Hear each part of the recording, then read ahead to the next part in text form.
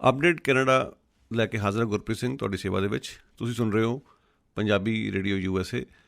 ਬਲਤੇਜ ਸਿੰਘ ਢਿੱਲੋਂ ਸਾਡੇ ਕੈਨੇਡਾ ਦੇ ਵਿੱਚ ਇੱਕ ਬੜਾ ਚਰਚਿਤ ਨਾਂ ਰਿਹਾ। ਬਲਤੇਜ ਸਿੰਘ ਢਿੱਲੋਂ RCMP ਦੇ ਪਹਿਲੇ ਦਸਤਾਰਧਾਰੀ ਸਿੱਖ ਅਫਸਰ ਨੇ ਔਰ 30 ਵਰ੍ਹੇ ਪਹਿਲਾਂ ਨਸਲਵਾਦ ਦੇ ਉਸ ਦੌਰ ਦੇ ਵਿੱਚ ਉਹਨਾਂ ਨੇ ਉਹ ਪੁਲਿਸ ਭਰਤੀ ਹੋਏ।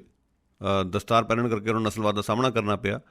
ਫੋਰਸ ਵਿੱਚ ਆਉਣ ਤੋਂ ਬਾਅਦ ਵੀ ਕਈ ਤਰ੍ਹਾਂ ਦੀ ਦਿੱਕਤਾਂ ਆਈਆਂ, ਪਰ ਹੁਣ RCMP ਦੇ ਇੰਸਪੈਕਟਰ ਦੀ ਸੇਵਾ ਕਰਨ ਤੋਂ ਬਾਅਦ ਐਜ਼ ਐਨ ਇੰਸਪੈਕਟਰ ਹੁਣ ਰਿਟਾਇਰਮੈਂਟ ਲੈ ਰਹੇ ਨੇ। ਸੋ ਦੋਸਤੋ, ਉਹਨਾਂ ਦੇ ਨਾਲ ਖਾਸ ਗੱਲਬਾਤ ਕਰਾਂਗੇ ਉਹਨਾਂ ਦੀ ਨਸਲਵਾਦ ਦੇ ਖਿਲਾਫ ਲੜਾਈ ਬਾਰੇ, ਜੋ ਉਹਨਾਂ ਨੇ ਪੈੜਾਂ ਪਾਈਆਂ, ਜਿਸ ਤਰ੍ਹਾਂ ਭਾਈਚਾਰੇ ਲਈ ਇੱਕ ਰਾਹ ਜਿਹੜਾ ਤਿਆਰ ਕੀਤਾ, ਇਸ ਦੇ ਬਾਰੇ ਖਾਸ ਗੱਲਬਾਤ। ਢਿੱਲੋਂ ਸਾਹਿਬ, ਸਾਡੇ ਪ੍ਰੋਗਰਾਮ ਵਿੱਚ ਤੁਹਾਨੂੰ ਬਹੁਤ ਨਿੱਘੀ ਜੀ ਆਇਆ। ਥੈਂਕ ਯੂ ਜੀ, ਬਹੁਤ ਬਹੁਤ ਸ਼ੁਕਰੀਆ ਆਪ ਜੀ ਦਾ।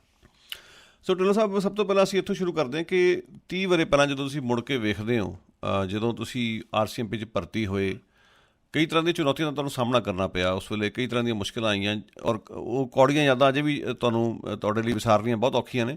ਕੀ ਦੱਸਣਾ ਚਾਹੋਗੇ ਇਹਦੇ ਬਾਰੇ? ਉਸ ਵੇਲੇ ਬਸ ਜਦੋਂ ਇੱਥੇ ਪਹਿਲਾਂ ਤਾਂ ਜਦੋਂ ਇਸ ਕੈਨੇਡਾ ਮੁਲਕ ਦੇ ਵਿੱਚ ਜਦੋਂ ਅਸੀਂ ਆਏ ਸੀਗੇ, ਇੱਕ ਆਸ ਲੈ ਕੇ ਆਏ ਸੀਗੇ ਤੇ ਇੱਥੇ ਇੱਕ ਸੋਚ ਸੀਗੀ ਕਿ ਇਸ ਮੁਲਕ ਦੇ ਵਿੱਚ ਜਿਸ ਤਰ੍ਹਾਂ ਬਾਕੀ ਮੁਲਕਾਂ ਦੇ ਵਿੱਚ ਫਰਕ ਕਰ ਰਹੇ ਨੇ, ਉਹ ਇਸ ਮੁਲਕ ਦੇ ਵਿੱਚ ਨਹੀਂ ਹੋਏਗਾ। ਤੇ ਇਸ ਮੁਲਕ ਦੇ ਵਿੱਚ ਸਾਰਿਆਂ ਨੂੰ ਇੱਕੋ ਹੀ ਤਰ੍ਹਾਂ ਸਮਝਿਆ ਜਾਂਦਾ ਹੈਗਾ ਤੇ ਸਾਰਿਆਂ ਨੂੰ ਹੀ ਜਿਸ ਤਰ੍ਹਾਂ ਆਮ ਲੋਕਾਂ ਨੂੰ ਜਿਹੜੇ ਇੱਥੋਂ ਦੇ ਰਹਿਣ ਵਾਲੇ ਨੇ ਉਹਨਾਂ ਨੂੰ ਅਪਰਚੁਨਿਟੀਜ਼ ਜੋ ਮੌਕੇ ਮਿਲਦੇ ਨੇ, ਤਾਂ ਜਿਹੜੇ ਬਾਹਰੋਂ ਕੋਈ ਆਉਂਦਾ ਹੈਗਾ ਜਾਂ ਕੋਈ ਇੱਥੋਂ ਦਾ ਜਿਵੇਂ ਗੋਰੇ ਕਮਿਊਨਿਟੀ ਵੱਲੋਂ ਨਹੀਂ ਹੈ, ਤਾਂ ਉਹਨਾਂ ਵੀ ਉਸੇ ਤਰ੍ਹਾਂ ਹੀ ਇੱਕ ਇਕੁਅਲ ਤੌਰ ਤੇ ਉਹਨਾਂ ਦੇ ਨਾਲ ਸਮਝੌਤਾ ਕਰਿਆ ਜਾਂਦਾ ਹੈਗਾ। ਪਰ ਜਦੋਂ ਮੈਂ ਅਪਲਾਈ ਕੀਤਾ ਤਾਂ ਉਸ ਵੇਲੇ ਇਹੀ ਦਿੱਕਤ ਆਈ ਕਿ ਜਦੋਂ ਸਾਰਾ ਕੁਛ ਪਾਸ ਹੋ ਕੇ ਐਪਲੀਕੇਸ਼ਨ ਪੂਰੀ ਕੀਤੀ ਤੇ ਜਦੋਂ ਅੱਗੇ ਹੋਣ ਲੱਗੇ ਤਾਂ RCMP ਵੱਲੋਂ ਇਹੀ ਜਵਾਬ ਆਇਆ ਕਿ ਜਿੰਨਾ ਚਿਰ ਤੁਸੀਂ ਆਪਣੀ ਪਗੜੀ ਨਹੀਂ ਲਾਉਂਦੇ ਤੇ ਆਪਣਾ ਕੇਸ ਨਹੀਂ ਕੱਟਦੇ ਤੇ ਕਲੀਨ ਸ਼ੇਵਨ ਨਹੀਂ ਹੁੰਦੇ, ਤਾਂ ਉਹਨਾਂ ਚਿਰ ਅਸੀਂ ਤੁਹਾਨੂੰ ਜਵਾਬ ਨਹੀਂ ਦੇ ਸਕਦੇ। ਤੇ ਉਹ ਉਸ ਵੇਲੇ ਨਾ ਕਰ ਦਿੱਤੀ। ਇੱਕ ਪਿਤਾ ਦੇ ਵਾਅਦੇ ਦੇ ਕਰਕੇ, ਇੱਕ ਧਰਮ ਦੇ ਨਾਲ ਜੋ ਪਿਆਰ ਸੀ ਤੇ ਪਿਆਰ ਹੈ, ਉਹ ਗੱਲਾਂ ਕਰਕੇ ਇਹ ਕੰਮ ਇੱਕ ਤਾਂ ਕੰਮ ਹੀ ਸੀਗਾ। ਕੰਮ ਲਈ ਅਸੀਂ ਆਪਣਾ ਧਰਮ ਛੱਡਣ ਨੂੰ ਤਿਆਰ ਨਹੀਂ ਸੀਗੇ। ਤਾਂ ਉਸ ਤੋਂ ਬਾਅਦ ਫਿਰ ਜੋ ਇਸ ਮੁਲਕ ਦੇ ਵਿੱਚ ਚਰਚਾ ਹੋਈ ਤੇ ਲੋਕਾਂ ਨੇ ਜੋ ਗੱਲਾਂ ਕਹੀਆਂ, ਪਤਾ ਲੱਗਿਆ, ਜੋ ਨਸਲਵਾਦੀ ਦੀ ਗੱਲ ਆਪ ਕਰ ਰਹੇ ਹੋ, ਉਹ ਸਾਰੀਆਂ ਗੱਲਾਂ ਸਾਹਮਣੇ ਆਈਆਂ ਤੇ ਉਸ ਪਤਾ ਲੱਗਿਆ ਵੀ ਕਿਹੋ ਜਿਹਾ ਇੱਥੋਂ ਦਾ ਮਾਹੌਲ ਹੈ ਉਸ ਵੇਲੇ। ਇਹ 1987 1989 ਦੀ ਗੱਲ ਹੈ, 1990 ਦੀ ਗੱਲ ਹੈਗੀ ਹੈ।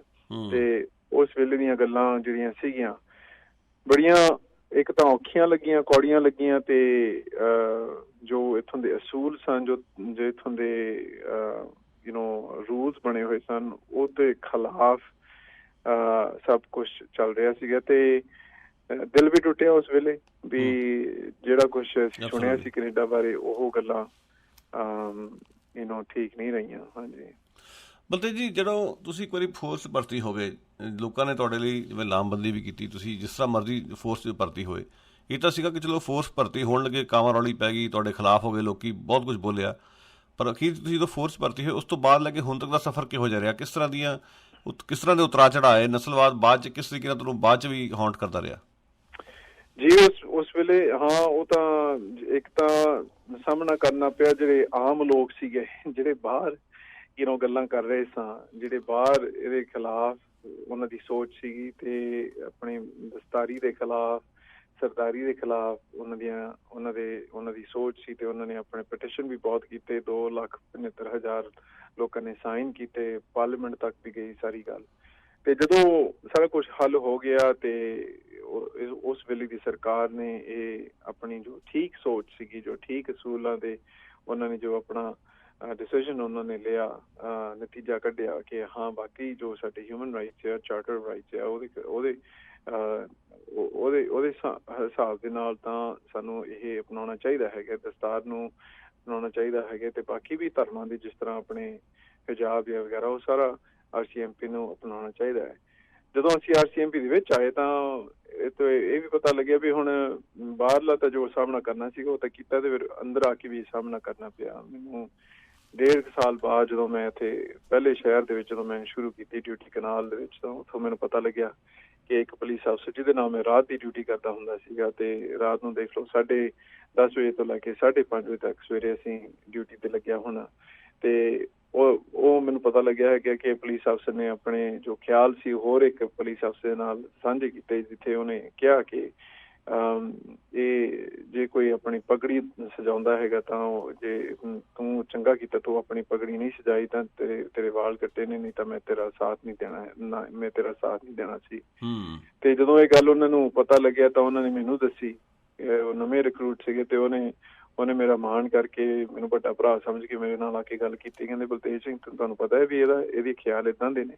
ਮੈਂ ਕਿਹਾ ਨਹੀਂ, ਮੈਂ ਤਾਂ ਕਦੇ ਸੁਣੀ ਨਹੀਂ ਇਹ ਗੱਲ, ਇਹਨੇ ਤਾਂ ਮੇਰੇ ਨਾਲ ਕਦੇ ਕੋਈ ਇਹੋ ਜਿਹੀ ਗੱਲ ਕੀਤੀ ਵੀ ਨਹੀਂ। ਤੇ ਫਿਰ ਮੈਂ ਆਪ ਹੀ ਆਪਣੇ ਖਿਆਲ ਦੇ ਵਿੱਚ ਲਿਆਂਦਾ, ਮੈਂ ਆਪ ਹੀ ਸੋਚਿਆ ਵੀ ਉਹ ਕਈ ਵਾਰੀ ਜਦੋਂ ਮੈਂ ਕੰਪਲੇਂਟ ਤੇ ਕੋਈ ਜਾਂਦਾ ਸੀ ਜਾਂ ਕੋਈ ਕਿਤੇ ਲੜਾਈ ਹੁੰਦੀ ਸੀ ਜਾਂ ਕਿਤੇ ਝਗੜਾ ਹੁੰਦਾ ਸੀ ਜਾਂ ਮੈਂ ਉੱਥੇ ਇਕੱਲਾ ਜਾਂਦਾ ਸੀ ਤਾਂ ਉੱਥੇ ਕੋਈ ਮੇਰੇ ਪਿੱਛੇ ਕੋਈ ਆਂਦਾ ਨਹੀਂ ਸੀਗਾ। ਤਾਂ ਮੈਂ ਫਿਰ ਉੱਥੇ ਸੋਚਿਆ ਵੀ ਇਹ ਇਸੀ ਕਰਕੇ ਕੋਈ ਪਹੁੰਚਿਆ ਨਹੀਂ, ਇਸੀ ਕਰਕੇ ਉਹ ਮੇਰੀ ਮਦਦ ਲਈ ਆਇਆ ਨਹੀਂ, ਕਿਉਂਕਿ ਉਹਦੀ ਇਹ ਸੋਚ ਸੀਗੀ। ਤਾਂ ਉਸ ਵੇਲੇ ਫਿਰ ਆਪਣੇ ਜੋ ਸਟਾਫ ਸਰਜਨ ਸੀਗੇ ਉਹਨਾਂ ਦੇ ਨਾਲ ਗੱਲ ਕੀਤੀ। ਉਹਨਾਂ ਤਾਂ ਬੜੀ ਛੇਤੀ ਹੋਈ, ਬੜੀ ਤੇਜ਼ੀ ਦੇ ਨਾਲ ਸਾਰਾ ਕੁਝ ਸਾਫ਼ ਕਰ ਦਿੱਤਾ। ਉਹਦੇ ਨਾਲ ਬੜਾ ਔਖੇ ਹੋ ਕੇ ਉਹਨੇ ਪੂਰੀ ਡਿਸਪਲਿਨ ਤੌਰ ਤੇ ਉਹਦੇ ਨਾਲ ਗੱਲ ਕੀਤੀ ਤੇ ਉਹਨੇ ਫਿਰ ਮਾਫੀ ਵੀ ਮੰਗੀ ਪਿੱਛੋਂ।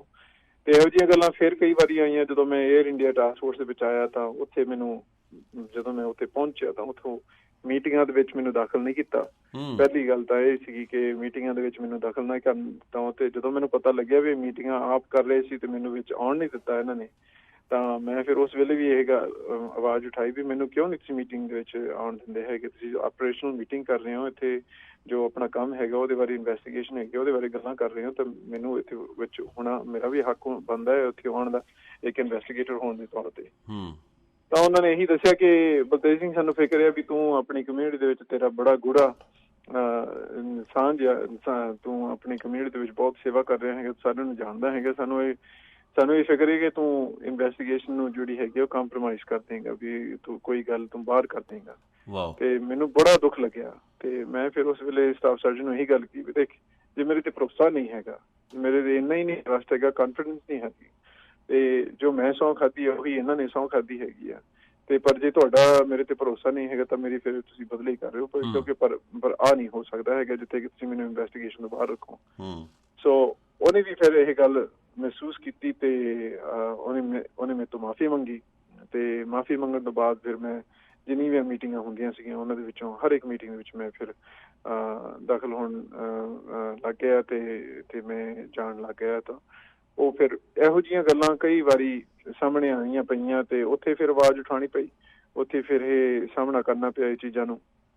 ਤੇ ਉਹ ਹੁਣ ਤੱਕ ਮੈਂ ਜਦੋਂ ਇੰਟਰਵਿਊ ਟੀਮ ਦੇ ਵਿੱਚ ਵੀ ਗਿਆ ਸੀ, ਜਾਣ ਦੀ ਮੇਰੀ ਕੋਸ਼ਿਸ਼ ਸੀਗੀ, ਤਾਂ ਉਸ ਵੇਲੇ ਵੀ ਮੈਨੂੰ ਕਿਹਾ ਗਿਆ ਸੀਗਾ ਵੀ ਤੂੰ ਬਲਤੇਜ ਸਿੰਘ ਤੇਰਾ ਇਹ ਜੋ ਜਿਨ੍ਹਾਂ ਨੂੰ ਅਸੀਂ ਗ੍ਰਿਫਤਾਰ ਕਰਦੇ ਹਾਂ ਜਿਹੜੇ ਕਿ ਆਮ ਕਰਕੇ ਗੋਰੇ ਲੋਕ ਨੇ 20 ਉਮਰ ਤੋਂ 35 ਉਮਰ ਤੱਕ ਜਿਹੜੇ ਆਮ ਕਰਕੇ ਇਹੀ ਗ੍ਰਿਫਤਾਰ ਹੁੰਦੇ ਨੇ, ਇਹਨਾਂ ਦੇ ਨਾਲ ਤੇਰਾ ਕੀ ਵਾਸਤਾ ਹੈਗਾ, ਤੂੰ ਇਹਨਾਂ ਦੇ ਬਾਰੇ ਕੀ ਜਾਣਦੇ ਤੇ ਇਹ ਤੇਰੇ ਬਾਰੇ ਇਹ ਤੈਨੂੰ ਦੇਖ ਕੇ ਇਹਨੇ ਤੇਰੇ ਨਾਲ ਕੀ ਗੱਲ ਕਰਨੀ ਹੈਗੀ ਆ।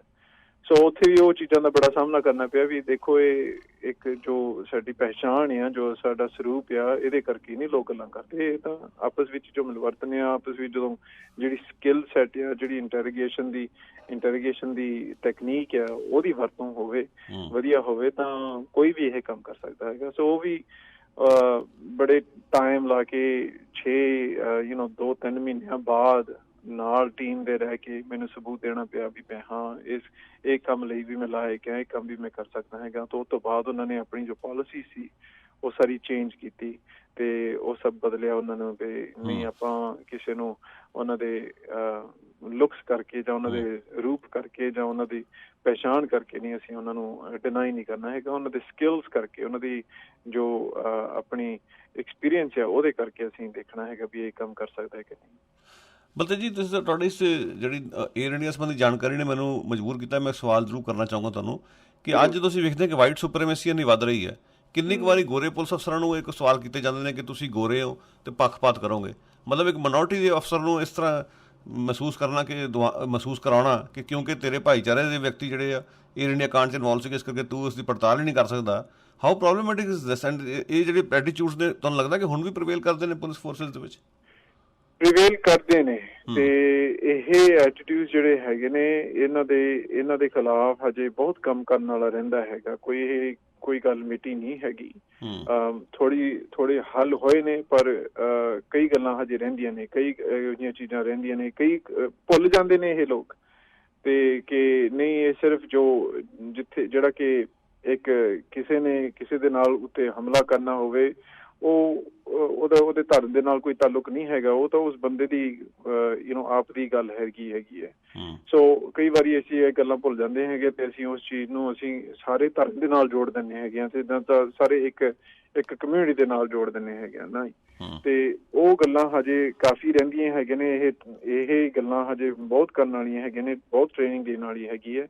ਤੇ ਜਿੰਨਾ ਚਿਰ ਅਸੀਂ ਆਵਾਜ਼ ਨਹੀਂ ਉਠਾਵਾਂਗੇ ਇਹਨਾਂ ਗੱਲਾਂ ਦੇ ਖਿਲਾਫ, ਉਹਨਾਂ ਚਿਰ ਇਹ ਗੱਲਾਂ ਉੱਦਾਂ ਹੀ ਰਹਿਣੀਆਂ ਹੈਗੀਆਂ ਨੇ। ਸੋ ਇਹੋ ਜਿਹੀਆਂ ਗੱਲਾਂ ਤਾਂ ਇੱਥੇ ਆਪਣੇ RCMP ਦੇ ਵਿੱਚ ਜਿੰਨਾ ਚਿਰ ਅਸੀਂ ਅੰਦਰ ਨਹੀਂ ਆਉਂਦੇ, ਉਹਨਾਂ ਚਿਰ ਐਜੂਕੇਸ਼ਨ ਨਹੀਂ ਦੇ ਸਕਦੇ। ਸੋ ਜਿਹੜੀ ਡਾਇਵਰਸਿਟੀ ਹੈ, ਤੇ ਜਿਹੜਾ ਕਿ ਸਾਰੀ ਕਮਿਊਨਿਟੀ ਨੂੰ ਆਪਣੇ ਜਿਵੇਂ RCMP ਵਰਗੇ ਇੰਸਟੀਟਿਊਸ਼ਨਸ ਆਪਣੀ ਸਰਕਾਰ ਦੇ ਵਿੱਚ ਜਾਂ ਪੁਲਿਸ ਦੇ ਵਿੱਚ ਜਾਂ ਹੈਲਥ ਡਿਪਾਰਟਮੈਂਟ ਦੇ ਵਿੱਚ, ਜਦੋਂ ਬਾਹਰਲੀ ਕਮਿਊਨਿਟੀ, ਸਾਰੀ ਕਮਿਊਨਿਟੀ ਜਿਸ ਤਰ੍ਹਾਂ ਦੀ ਕਮਿਊਨਿਟੀ ਉਸੇ ਤਰ੍ਹਾਂ ਦੀ ਉਹ ਇੰਸਟੀਟਿਊਸ਼ਨ ਨਾ ਹੋਵੇ, ਤਾਂ ਉਹ ਗੱਲਾਂ ਵਿੱਚ ਨਹੀਂ ਹੁੰਦੀਆਂ ਹੈਗੀਆਂ। ਤੇ ਫਿਰ ਜਿਹੜੀਆਂ ਪਹਿਲਾਂ ਹੀ ਗੱਲਾਂ ਨੇ, ਇਹੀ ਬਿੱਲ 21 ਦੀ ਇਹੀ ਤਾਂ ਕਮਜ਼ੋਰੀ ਹੈਗੀ ਆ, ਕਿ ਉਸ ਕਰਕੇ ਉਹ ਬਿੱਲ 21 ਕਰਕੇ ਜਿਹੜੀ ਕਮਿਊਨਿਟੀ ਦਾ ਜੋ ਚਿਹਰਾ ਹੈਗਾ ਉਹ ਆਪਣੀ ਇੰਸਟੀਟਿਊਸ਼ਨ ਦੇ ਵਿੱਚ ਨਹੀਂ ਆਏਗਾ।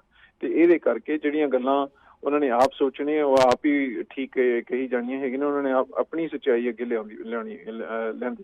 ਲਿਆਂਦੇ ਜਾਣਗੇ, ਤੇ ਉਹਦਾ ਕੋਈ ਸਾਹਮਣਾ ਕਰਨ ਵਾਸਤੇ ਕੋਈ ਅੰਦਰ ਇੰਸਟੀਟਿਊਸ਼ਨ ਦੇ ਵਿੱਚ ਨਹੀਂ ਹੋਏਗਾ। ਸੋ ਇਹ ਜ਼ਰੂਰੀ ਹੈ, ਇਹੀ ਗੱਲ ਜ਼ਰੂਰੀ ਹੈ, ਜਿੱਥੇ ਕਿ ਸਾਨੂੰ ਆਪਣੇ ਬੱਚਿਆਂ ਨੂੰ ਵੀ, ਜੋ ਵੀ ਆਪਣੇ ਨੌਜਵਾਨ ਹੈ, ਉਹਨਾਂ ਨੂੰ ਸਾਰਿਆਂ ਨੂੰ ਸਾਨੂੰ ਪ੍ਰੇਰਨਾ ਦੇਣੀ ਚਾਹੀਦੀ ਹੈ, ਤੇ ਉਹਨਾਂ ਹੌਸਲਾ ਅਫਜ਼ਾਈ ਕਰਨੀ ਚਾਹੀਦੀ ਹੈ ਕਿ ਤੁਸੀਂ ਆਓ ਇੰਸਟੀਟਿਊਸ਼ਨ ਦੇ ਵਿੱਚ, ਪਬਲਿਕ ਸਰਵਿਸ ਦੇ ਵਿੱਚ ਤੁਸੀਂ ਆਓ, ਸੋ ਕਿ ਸਾਡੀ ਆਵਾਜ਼ ਇੱਥੇ ਵੀ ਸੁਣ ਸਕੇ। ਬਲਤੇਜ ਜੀ, ਅਖੀਰ ਮੈਂ ਜਾਣਨਾ ਚਾਹੁੰਦਾ ਕਿ ਕੀ ਤੁਸੀਂ ਇਸ ਦੇ ਬਾਰੇ ਕੋਈ ਆਪਣੇ ਅਨੁਭਵਾਂ ਨੂੰ ਕਲਮਬੰਦ ਕਰਨ ਜਾ ਰਹੇ ਹੋ ਕਿਤਾਬ ਦੇ ਰੂਪ ਦੇ ਵਿੱਚ? ਇਸ ਤਰ੍ਹਾਂ ਦਾ ਕੋਈ ਹੈ ਤੁਹਾਡਾ ਇਰਾਦਾ? ਹਾਂ, ਸੋਚ ਤਾਂ ਜ਼ਰੂਰ ਹੈ, ਤੇ ਕਈਆਂ ਨੇ ਪੁੱਛਿਆ ਵੀ ਹੈਗਾ, ਆਪ ਜੀ ਨੇ ਵੀ ਪੁੱਛਿਆ ਹੈਗਾ, ਤੇ ਇੱਕ ਸਾਡਾ ਇੱਕ ਛੋਟਾ ਵੀਰ ਵੀ ਆ, ਉਹ ਤਾਂ ਸੋਚਦੇ ਆਪਾਂ ਮੂਵੀ ਵੀ ਬਣਾਉਂਦੇ ਹੈਗੇ ਆ। ਸੋ ਤੇ ਉਹਨੂੰ ਤਾਂ ਮੈਂ ਤਾਂ ਉਹਨੂੰ ਕਿਹਾ ਵੀ ਕਿ ਦੇਖੋ ਜੀ, ਜੋ ਮਰਜ਼ੀ ਕਰਨਾ ਕਰੋ, ਆਪਾਂ ਤੁਹਾਡੇ ਨਾਲ ਆ, ਆਪਾਂ ਸਾਥ ਦੇਵਾਂਗੇ, ਤੇ ਜਿੱਥੇ ਵੀ ਹੋ ਸਕੇ ਤਾਂ ਆਪਾਂ ਜ਼ਰੂਰ। ਤੇ ਮੈਮੋਇਰਸ ਲਿਖ ਰਹੇ ਹਾਂ, ਕਿਤਾਬ ਵੀ ਲਿਖ ਰਿਹਾ ਹੈਗਾ, ਤੇ ਉਹ ਥੋੜਾ ਟਾਈਮ ਲੱਗੇਗਾ। ਹਜੇ ਮੈਂ ਫਿਰ ਵੀ ਲਾਅ ਇਨਫੋਰਸਮੈਂਟ ਦੇ ਵਿੱਚ ਹੀ ਹਾਂ, ਹਜੇ ਮੇਰੀ ਪੂਰੀ ਰਿਟਾਇਰਮੈਂਟ ਤਾਂ ਨਹੀਂ ਹੋਈ ਹੈਗੀ। RCMP ਤੋਂ ਰਿਟਾਇਰਮੈਂਟ ਲਈ ਹੈ, ਤੇ ਮੈਂ ਆਪਣੇ ਪ੍ਰੋਵਿੰਸ਼ੀਅਲ ਪੁਲਿਸ ਜਿਹੜੀ ਹੈਗੀ combined forces special enforcement unit CFSU ਦੇ ਵਿੱਚ ਆ ਗਿਆ ਹੈਗਾ। ਸੋ ਇਹਦੇ ਵਿੱਚ ਹੁਣ ਥੋੜਾ ਚਿਰ ਹੋਰ ਸੇਵਾ ਕਰਾਂਗੇ, ਉਸ ਤੋਂ ਬਾਅਦ ਫਿਰ ਦੇਖੋ ਕਿੱਥੇ ਮੰਜ਼ਿਲ ਜਾਂਦੀ ਹੈਗੀ ਹੈ, ਕਿੱਥੇ ਮਹਾਰਾਜ ਦੀ ਜੋ ਵੀ ਇੱਛਾ ਹੈ ਉਹਨਾਂ ਦੀ, ਜਿੱਥੇ ਹੋਰ ਆਪਣੀ ਮੰਜ਼ਿਲ ਹੈ, ਹੋਰ ਕਿਤੇ ਸੇਵਾ ਲੱਗੇਗੀ, ਉੱਥੇ ਜਾਵਾਂਗੇ। ਸੋ ਬਿਲਕੁਲ। ਬਲਤੇਜ ਸਿੰਘ ਜੀ, ਬਹੁਤ ਸ਼ੁਕਰੀਆ, ਤੁਸੀਂ ਵਕਤ ਕੱਢਿਆ, ਸਾਡੇ ਨਾਲ ਗੱਲਬਾਤ ਕੀਤੀ। ਕੋਈ ਗੱਲ ਰਹਿ ਗਈ ਹੋਵੇ ਆਪਣੇ ਨੂੰ ਐਡ ਕਰਨੀ ਚਾਹੋ, ਕਰ ਸਕਦੇ ਹੋ।